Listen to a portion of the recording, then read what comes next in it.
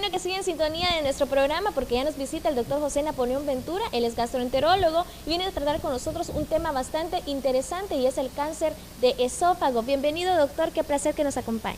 Muchas gracias, estar nuevamente aquí en este lindo programa para así ayudar a la población en temas muy importantes, muy interesantes y muy comunes que se dan.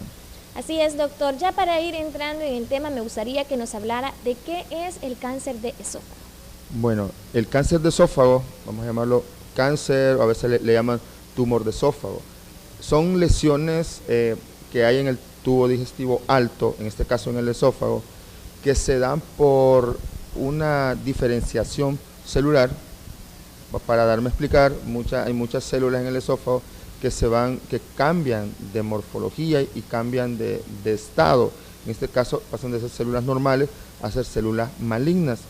Y se puede ver más que todo en la mucosa del órgano y ir avanzando poco a poco hasta formarse un cáncer realmente. Aunque lo que voy a hablar son dos tipos de cáncer que existen. En este caso está el cáncer de esófago de la mitad o del tercio medio y de la unión gastroesofágica, que es donde termina el esófago y empieza el estómago, que son los dos cánceres más comunes que existen. Una lesión maligna que se forma y que puede causar la muerte. Así es, doctor, sí. Pero ¿cuáles serían las causas de este problema? Fíjese que las causas son múltiples, son muy heterogéneas.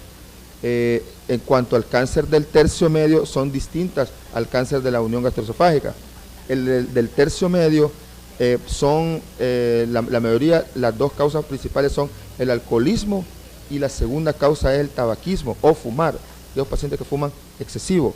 Hay otras causas de cáncer de esófago del tercio medio, como enfermedades sistémicas, enfermedad celíaca, Plummer-Vinson, aquellos pacientes que han tenido esofagitis por un hongo que se llama Monilia, aquellos pacientes que tienen también la predisposición genética, también es muy importante, que su padre, su madre, un familiar de primer grado murió de cáncer de esófago o de cáncer de estómago, tienen muy alta probabilidad de padecer de este trastorno maligno que existe. Entonces son muchas causas. Y el otro, que es el de más abajo, que es el cáncer de la unión gastroesofágica, ese tiene dos causas fundamentales. Uno es la enfermedad por reflujo gastroesofágico.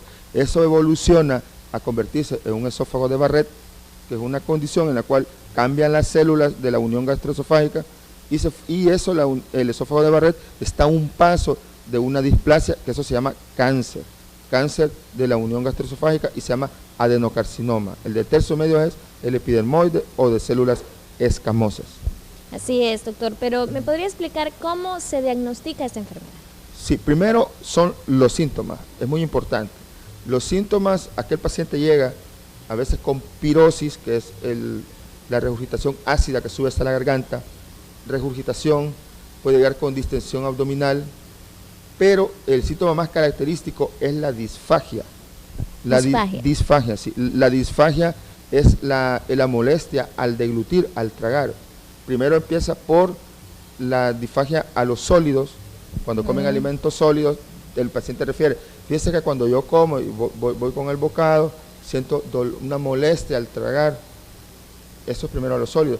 A medida se va instaurando, ya es a los líquidos, y eso es porque en el tubo digestivo se va cerrando, el órgano va creciendo hacia la luz y se va cerrando, entonces eso dificulta por las terminaciones nerviosas, dificulta el paso y el paciente siente la disfagia. Y posteriormente puede llegar la odinofagia, que es el dolor al tragar, hasta en ocasiones llegar a taparse totalmente el esófago y a no permitir el paso de los alimentos hacia el estómago. Entonces, esos son de los síntomas. También viene la pérdida de peso, es muy importante. Sí. El paciente, cuando ya es un cáncer avanzado, empieza a perder peso, el paciente se pone caquético, empieza con las náuseas, el vómito, el malestar general, la distensión abdominal, la acidez, como que fuera una enfermedad por reflujo o una gastritis, te puede dar los mismos síntomas que nos puede dar al inicio de un cáncer de esófago.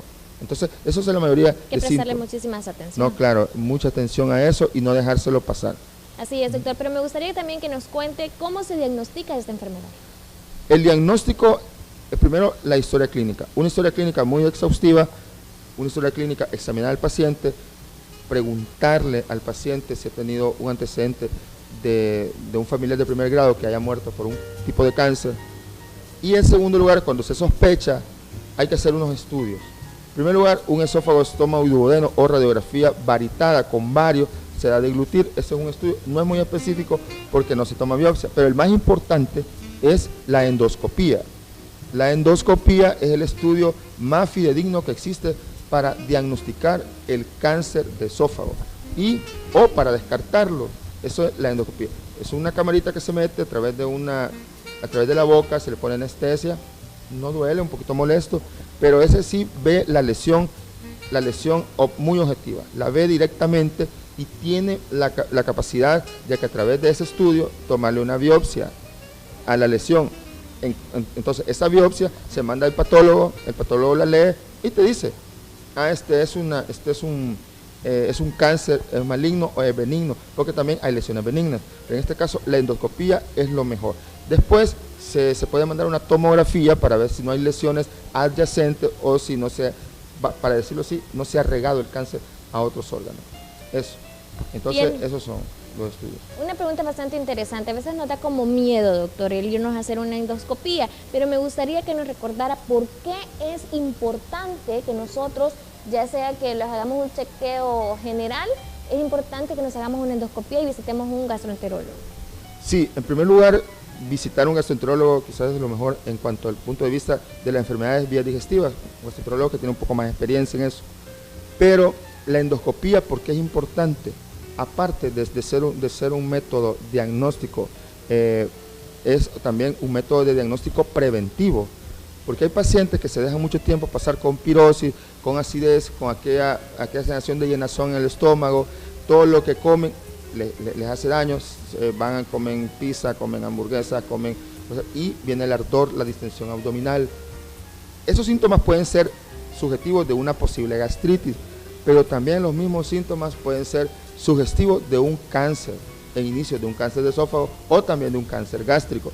Entonces, nada cuesta hacer una endoscopía, ya sea en el Hospital Nacional, en el Seguro Social o en las clínicas privadas. Uno está ahí con la mayor disposición de atenderles.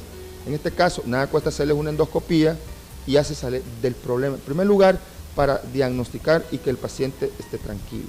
Qué felicidad que el paciente tenga esos síntomas, hacerle el estudio y uno ve la cara del paciente y eso es mucha satisfacción para uno, ver al paciente y darle la buena noticia, fíjese que usted no tiene nada malo, usted es una gastritis leve y se le toma una biopsia para ver si no hay el Helicobacter pylori, de otras causas de cáncer gástrico, en este caso estamos hablando de cáncer de esófago, pero no hay mayor satisfacción que decirle al paciente que no tiene nada. Entonces el paciente se va tranquilo, vive su vida tranquila y se le dan ciertos medicamentos y el paciente mejora. Así es, doctor. Me gustaría que nos dijeran si este cáncer de esófago tiene o no tiene cura, porque mucha gente ahorita se lo está preguntando en casita. Fíjese que el cáncer, ya cuando está avanzado, cuando un cáncer empieza a dar síntomas, es bien difícil encontrar la cura, pero por eso insisto en la prevención. Al primer síntoma que empiecen a presentar el paciente, pirosis, regurgitación ácida, distensión abdominal, consultar a un médico más cercano, y en este caso un médico especialista de vías digestivas, para indicarle un posible estudio endoscópico. Yo he hecho muchos estudios en pacientes que por chequeo llegan a hacerse y a veces nos hemos encontrado con lesiones en inicios del cáncer. Un paciente con un buen diagnóstico a tiempo tiene cura. Sí, o sea, eso es decir, el paciente hay que ser muy acucioso y ser muy inteligente el mismo, pensar y acudir a un médico. Así es, doctor, bastante interesante. ¿Cuál es el tratamiento a seguir? Cuando ya se diagnostica, hay diferentes pautas de tratamiento. Uno es, si ya está el diagnóstico, está avanzado, es bien difícil de manejarlo. Cuando hay metástasis, cuando está regado a otros órganos, a hígado, a pulmón, a páncreas, a órganos vecinos, es bien difícil, ya se le da tratamiento coadyuvante, radioterapia, quimioterapia. Pero si el tumor está localizado, hay una clasificación para ver si el tumor está localizado nada más a las paredes cercanas del órgano y no se ha diseminado. Entonces en estos casos la cirugía tiene un porcentaje muy alto de curación si el cáncer se diagnostica a tiempo. Así es, doctor. ¿Cuáles serían las recomendaciones para las personas que de alguna manera tienen alguna molestia y todavía no han despejado esas dudas? Primero, ante cualquier duda, consultar al médico más cercano. Y ese médico lo puede referir a un especialista y realizarse un estudio endoscópico, que eso al contrario le va a traer mucho bien. En segundo lugar, mejorar las medidas higiénico-dietéticas. Hay muchas comidas con muchos transgénicos, muchas comidas chatarras, que eso al final te puede llevar a una condición en la cual se te puede dar un cáncer como factor de riesgo. El alcoholismo, el tabaquismo y todo eso te puede llevar como factor de riesgo coadyuvante, aparte que puedes tener una genética o una condición hereditaria. Entonces la prevención, una prevención muy buena en cuanto a la salud, a la dieta con los alimentos, hacer ejercicio regularmente y ante cualquier molestia consultar al médico. Así es. ¿Dónde podemos encontrar al doctor José Napoleón Ventura? Yo estoy en el edificio Multiclínica. Eso queda en final 9ª Avenida Sur, frente al nuevo edificio de Nuestra Señora de la Paz. La clínica se llama Divina Providencia. Ahí estoy para atenderles y les voy a dar el número de la clínica. Es 26 37 01 17. Ese es el número de la clínica para cualquier consulta, cualquier cita. Estoy a la orden para ayudar a los pacientes. Así es, doctor. Muchísimas gracias por habernos acompañado en esta mañana. Realmente ha sido un placer, como siempre, que usted nos visite. No, y muchas gracias a usted y bendiciones para todos. Así es, con esto nos vamos a una pausa, pero nosotros ya regresamos con muchísimo más de su telerevista Que Mañana.